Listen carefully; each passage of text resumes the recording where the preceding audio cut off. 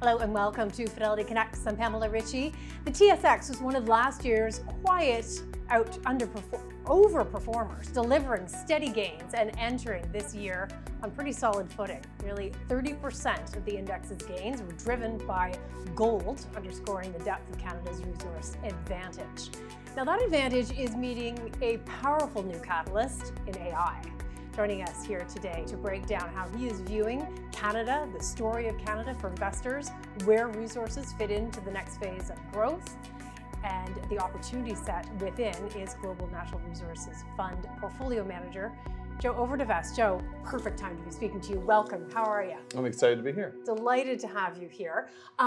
We'll invite everyone to send their questions in over the next half hour or so for Joe. I want to ask you to level set us on the discussion of natural resources broadly, but really Canada's place, oil's place, Canada's oil discussion within the global oil market right now. Tell us where we are. There's a lot of pieces coming together. Canada looking all right here? Canada looks great. Canada has great resources, great potential, and we'll get into some of the things that could further our development. But when you look at the big commodities, of course, everyone's front page news a little bit more is gold and then copper, which makes sense. Yep. You know, what's going on there is pretty powerful. But I would say to this audience too, don't forget oil. Oil is still a very key commodity in geopolitics, and more importantly, how the world uses it in a significant fashion. And right now it's probably being held back by OPEC, but at some point in time when OPEC comes off and the supply they're putting on the market, the supply demand of oil could tighten up, and you have a catch-up story as well with oil. And you're seeing that in the stocks. The stocks are discounting higher oil prices, versus what you're seeing in the spot market. But really Canada has a great amount of potential, and we can dig into it today. Okay, well let's dig into it a little bit. The idea is that if there's less flooding of the market, basically from OPEC, Canada steps up as the so-called reliable producer, which it's always been. We hope one day with better options to send that commodity around the world. Tell us what is standing in the way of that sort of getting there. Well, I think it was, the first one would be oil price. If the oil price was probably like, I would say like high 60s, you'll see a little bit more development across the world, not just Canada. Yeah. But number two, I think what you're alluding to too is policy. Sure. And I think what happens right now is the Liberal government are deciding how do we, move forward with this in terms of pipeline pathways, which is carbon sequestration, which of course hopefully leads to more development. And I think when you look there, is that just some clarity would be nice. There's a lot of talk, and I think that's really what we're waiting on right now. Because again, a pipeline would get to new markets, would open up maybe a better oil price, less of a discount, versus predominantly selling it to one major customer right now being the US. So let's say that some of those things do get managed over the course of the next 5, 6, 7, 8, 10 years.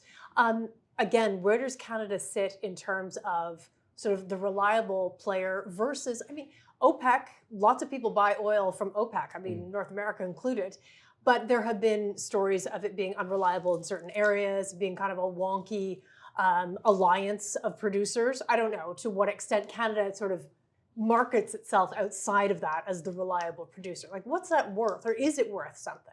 It is worth something because, again, especially even the last 12 months or even 2 years, we're seeing how geopolitics are affecting many sectors. And I think at least right now, Canada actually stands very high in terms of people trust Canada, and people trust not only for oil, but other resources or other goods as well. So that's great. And our standing relatively is actually probably going higher, not lower. And I think what happens as well is that when you look at Canada, we also have obviously a relationship with the US, but also we have a global market access. And I think that's really where we can develop. And when you look at let's like oil supply, OPEC's number one. Other suppliers in the world actually are the US. And that relationship maybe has been tarnished a little bit globally. So on the margin, your top two or kind of growth areas are already kind of looking like, well, maybe we should look to Canada. And the other areas would be offshore, maybe Africa, which of course comes with some risk as well. And so to your point of almost like by just, start knocking off some names, US stands out Canada stands out as something that we would be an offset to some of these. And really what we're looking for now is maybe in particular, our governments as well to negotiate some of these things would be very beneficial for the country because the resources there, the producers want to do it, we have the people to do it. It's really a matter of some maybe dotting the I's of some of these contracts. The power that's needed to power AI has been discussed a lot for sort of green energy reasons, to build up nuclear, to build up all kinds of other green energy. And that seems to be a go in a lot of ways because all kinds of energy are being thrown at it. What does it mean for oil, though, as well? What is that the flame under the policy to say, is AI the reason that oil will be easier to market around the world? I think AI will be more driven by the short term on natural gas and longer term nuclear. And the reason why is natural gas, is more natural gas plants could come on at a quicker pace. And I think nuclear is more because if AI plays out the way it is right now, it's a very dynamic situation, as you can imagine. But if the pace of what the hyperscalers are talking at, you're probably going to need nuclear. The natural gas will be part of it, but like some of these facilities will be very, very big. And so what's going on right now, of course, in Canada, we could be part of that solution as well, actually building out nuclear reactors, not just in Canada, but worldwide, because we have some technology, one of them being in particular CANDU. And we got some uranium. Yes, we have a lot of uranium, and we can definitely be a solution provider for that. We obviously, Cameco, one of our biggest companies here, obviously in the energy sector, not only produces uranium, but also, of course, can actually help build with Westinghouse the actual reactors. And there's a big deal that the US government wants to do through Westinghouse, and that is sort of already in the so-called pipeline. But in terms of oil powering the world today, the future, the demand story for going further beyond just maybe we're a reliable player, speak to the demand ultimately of oil powering the world, in years to come. Yeah, I think that's one of the stories too. You talk about different commodities, and we always look at supply and demand. So maybe copper might be growing around 3%, accelerating potentially to 5% as we electrify the grid. We bring in more data centers. All this helps copper, even EVs. On the oil side story is the growth is probably less. It's probably a little less than 1%, but the oil markets are still seeing demand growth. I think that's a very key point. And some of that is emerging markets, but also just like as the world GDP goes up, oil generally goes up with it. And you're just seeing anemic growth. Outside of the OPEC growth we're seeing right now of moving barrels on the market, there's not a significant amount of growth. And so here's this example would be, one of the other areas would be Canada and the US. When you look at Canada and the US, really only the major players in terms of like the large integrated names, the Exxons, the Imperial Oils, or even Suncors, are growing a few percent per year. The other players are marginal at best. Even some of the biggest players like Diamondback Energy in the Permian is like flattish. So when you think back at other kind of commodity cycles, the key players who are the higher growth companies are not flattish. They're growing at a very high level. And so I think the larger companies, if they're the ones growing, it makes sense because they're the last ones usually to cut. So it's really a story in an oil market. Demand continues to do well. And really the supply is pretty anemic. And once this OPEC overhang goes away, I think as Canadians, as investors in general, don't be too complacent on energy markets, because energy in particular, this past year, the stocks actually did well because they're pricing in a higher oil price. They're pricing the demand of the future. Yeah, the equities are a discounting mechanism. They see that this OPEC overhang potentially is more of a shorter term thing, that oil prices could come back when this goes away. So did Venezuela, the event, we know what it is, did it scramble the short-term story? Does it scramble the long-term story for Canada? I mean, ultimately, and what it ships to the US? So Venezuela the timing was interesting. So I did 300 meetings last year with CEOs and CFOs. Right, hang on, back up. 300 meetings? Yeah. So what, basically the benefit one Fidelity. Per day? Yes. Yes. Throughout the year, if you average it out. We're very fortunate to work at Fidelity, of the resources and of the company access. And then this year to date was 70 meetings already. And one of them was actually, I was in February. Okay. Yeah, all right. I was in the Global Energy Conference when the Venezuela news broke. So we actually had some government officials from the US spoke, and we also had the majors who were actually, some of them producing in Venezuela as we speak. So Venezuela, for the audience, obviously, yes, it's like just under 1 million barrels per day. In the peak, it was, around over 3. The question for the audience is like, what does this mean in the short term? It probably means a few 100,000 barrels per day potentially come on, because you just had such a disarray of mismanagement for a long period of time. And you had some, as a Canadians, we had to watch, is some barrels could displace our barrels because we're sending them heavy oil in particular into Canada. Mexico and Venezuela used to produce as well heavy oil. Their numbers have come off the last few years. We have gained share as Canadians. But for the audience, it's like we have to preface what this means, doesn't mean they don't buy our oil, but we have to maybe compete for market share. Okay. So the price we get might be less than it was if Venezuela wasn't producing so much. But we still, get a decent price at oil markets. But again, it's, back to your point, it's great if then we can have over time, and this is what the Liberal government's trying to figure out, how we can find other customers. Because it's always, no matter what your product is, you want multiple customers to get the best price. But I would say, as in particular for Venezuela, though, if you watch closely what the public comments are saying on these oil companies is like, okay, it's safe on the ground, okay, the resource is there, but the big third part is, what are the economics of this? Am I doing a deal with the Venezuelan government or the U.S. government? Because the U.S. government can move and change in 2-4 years. And what backings? So they're waiting for more for someone to give clarity. So we both need policy clarity. They need policy Canada clarity as well. We also need policy clarity Yes. So we've got it on autos. AI is coming. We think we've got defense. We've got all kinds of things being. What will their cumulative sort of retooling of policy in a perfect world mean for resources in Canada? I mean, that's one of the questions, right? Because we're trying to essentially mine our own resources for our own, to sell to other clients, but to also to use towards our own economy. What does it mean, new policy being written here? You're already seeing it a little bit. So I would say the Liberal government is probably right now been more open to development in copper and gold, for instance, those mining sectors. And you definitely have seen that, yeah. Yeah. And I think just easing of restrictions and speeding things up is very helpful, okay? I think what's interesting is that because it's a minority government, the Liberals have to watch that like oil is more sensitive than copper is. It's just the way it is politically. So copper and things that help with that type of policy can be written faster. It seemed to be written faster for sure, yes.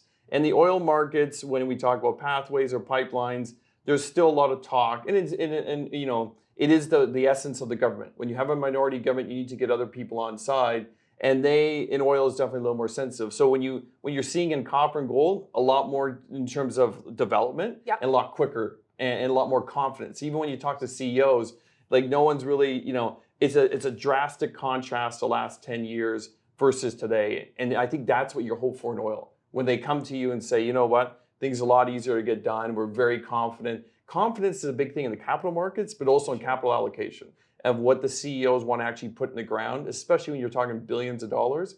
We're not really there yet on oil. Okay. We're definitely there further along on copper for sure. Do you want to bring in sort of the broader Canadian investment thesis? Let's take a look at the financial sector, the banks themselves. They've sort of, in terms of talk, what you were saying, ready to be there to help provide whatever capital market support they can provide to parts of growth within the Canadian economy that has to do with natural resources. What do you think of the banking sector? I mean, it's been an amazing place for a lot of investors to be. What do we need to know about the future? Yeah, the Canadian banks right now are actually generally boring in a good way. Yeah, There's nothing major controversial, and especially their business models are great business models. So very high ROE businesses, high dividend yields, and they're focused on dividends and buybacks. They're not really that focused on doing major acquisitions at this point in time in the U.S. I was going to ask you about it. They aren't, because you hear a lot about consolidation of U.S. banks or regional, smaller, like maybe there's always a question about that. Would Canada be the one that does some of the acquiring in that situation? I don't know. It's a great question. The U.S. banks have been a target for the Canadian banks for a period of time because also we've very consolidated here in Canada, so they look to the south. I would say that the feedback from investors is probably like walk before you run. Like it'd be preferred by investors, probably a little more bite size and more in terms of like dominate a region. Because that's the one thing when you go into another region in the US in particular, there's all these other banks like JP Morgan who are already number one share in Wells Fargo. So you're already coming in as a marginal player, but maybe if regionally you can dominate one area, it's a little beneficial or one segment. And so I think right now, the banks actually all look very similar. They're all doing dividends and buybacks, and they're focused on their cost efficiency. And again, almost like the Canadian stock market in general, quietly doing extremely well. Right. And what we're looking for there is potentially an acceleration of earnings growth. So what happens is the Canadian market, for banks, the earnings growth had been subdued for the last few years because they put a lot of credit on the books. They're worried about the mortgage. They're worried about all kinds of things happening. They're worried about USMCA. They're worried about mortgages. And so they pre-booked a lot of credit issues. And so every day that goes by and there's not issues, potentially you have credit releases. The USMCA negotiations will be a big thing about like how much could actually be released, but you're already starting to see the potential there. And so earnings are subdued. You potentially have earnings acceleration when these kind of credit issues subside. Hello, investors. We'll be back to the show in just a moment. I wanted to share that here at Fidelity, we value your opinion. Please take a few minutes to help us shape the future of Fidelity Connect's podcasts. Complete our listener survey by visiting fidelity.ca/survey, and you could win one of our branded tumblers. Periodic draws ending by March 30th, 2026. And don't forget to listen to Fidelity Connects, The Upside, and French Dialogue Fidelity podcasts, available on Apple, Spotify, YouTube, or wherever else you get your podcasts. Now back to today's show. Really, really interesting.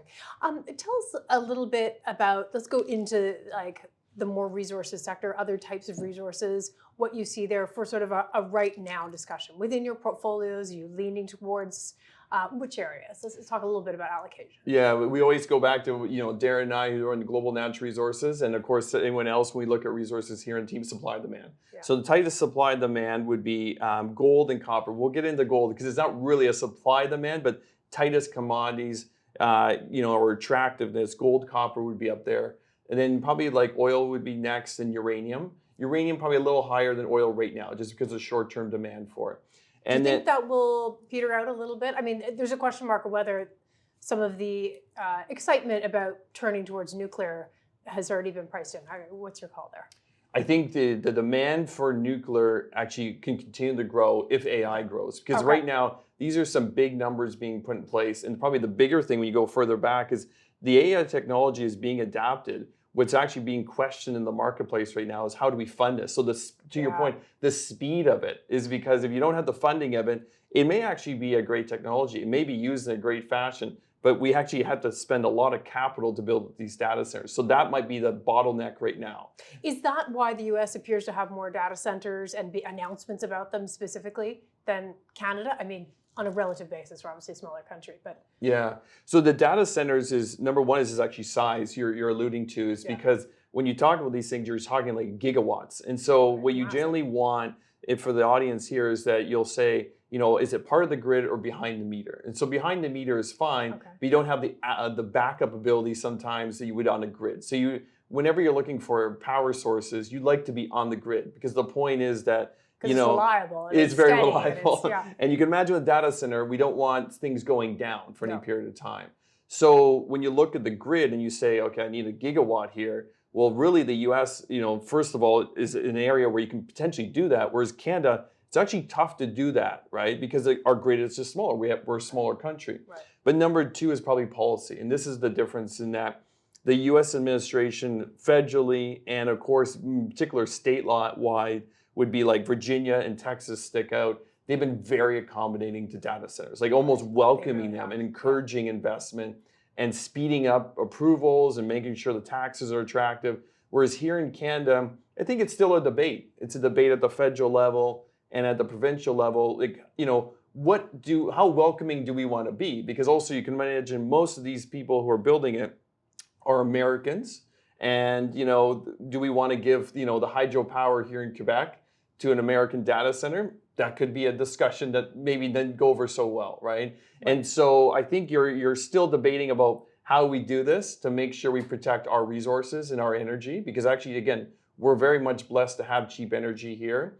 And then lastly, I think also too, just the politics of what's going on in US and Canada. So that's like, there's still a policy piece to what you're talking about right now as well. Yeah, I think there's a sensitivity because even just a few months ago, we still had a certain tax on a lot of the hyperscalers revenue here, which was, something that we pulled back here in Canada. But you can imagine like, even for a hyperscaler, it's like, okay, you had this special tax on me and I'm Meta. What other tax are you going to put on me if I also build an AI data center? So all those things need to be solved right now, but you will see data centers probably built. Particular Alberta is being talked about right now with some potential, not the same size as the US, but we will probably, if AI continues, almost all countries in some fashion will have their own data center. And for your point, the last thing is sovereignty Absolutely. too. So right? that's where the data comes from. Yes. And where it lives, and we learned last week, speaking to the CEO of Coveo, where it's computed, and then where it's backed up. So it's one thing to actually do the computation, but then if you send it somewhere else for the backup once a month, twice a week, whatever, that also means it's not sovereign because it's been somewhere else. So really interesting discussions to have there. You got a whole bunch of questions coming in. Can I put some of them to you? Please. Okay. So back to OPEC. This is the discussion. So does OPEC have a lot of spare capacity at this time? I mean, they kind of always do, but tell us about that. Yeah, they have spare capacity enough to be meaningful, I would say is the thing. They're pausing right now, releasing barrels. And it'll be really interesting too, because I'll be frank with the crowd here, is the audience, is that OPEC's probably been more aggressive than they have been historically in terms of releasing barrels onto the market. And there are lots of thoughts on why that is. We won't go there, but they have been very aggressive about it. It's almost like their actions are not normal. They're almost like they're trying to hold back the oil price, and it could be for political reasons. That might be. That's the argument. Exactly. And so, when you look at OPEC, again, I will say too that there's always the thing, they have 1 million or 2 million barrels per day. Well, they're not audited, right? So it's not like, our oil reserves are double checked. So there's always an impression you have to watch is that they want to give the world the view that like they control the oil markets and they have a lot of capacity to go on or off. So I would be, as always, you just have to understand where the data is coming from. But they do have the ability, yes, to continue to put pressure on the markets. But they are pausing right now, yes. Okay, fantastic. So another, Jason is sending us questions saying, so lots of discussion about moving to nuclear.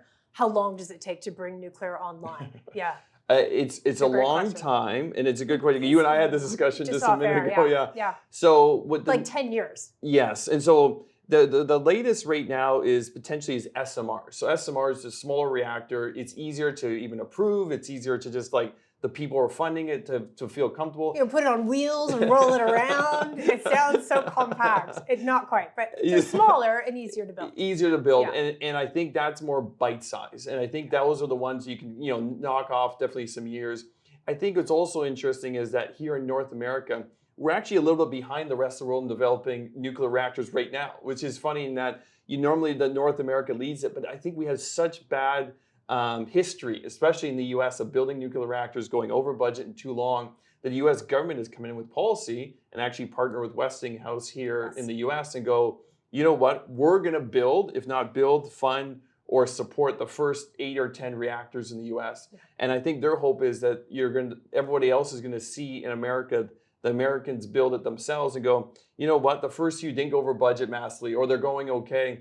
And then they're hoping other utility companies go, you know what, we'll go on the next, 2 to 3 after that, 2 to 4 after that. And I think that'll actually help Canada as well, because of course we'll supply the uranium, but also we'll probably look towards that and go, should we have our own policy?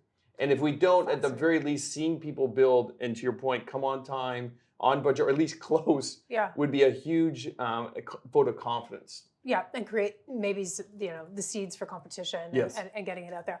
Another question, so how long does it take to build a data center? I mean, I guess it depends on how big it is, but question coming for you. The actual data center doesn't take long to build itself. Yeah. It's more the powering of the data center. It's prefab anyway. Yeah. And so when we talk to you, again, that's the benefit of the Fidelity Global Research, is you probably started hearing about it almost 12 months ago, where probably the higher level people who are involved with data centers said, you know what, the bottleneck is power. It's not like getting chips anymore. It's actually the power side. And so it's still the power side. And I would say it's really like when you want to do these things, you say, like I said, okay, I need a half a gigawatt, I need a gigawatt. It's just who can actually withhold that on the grid.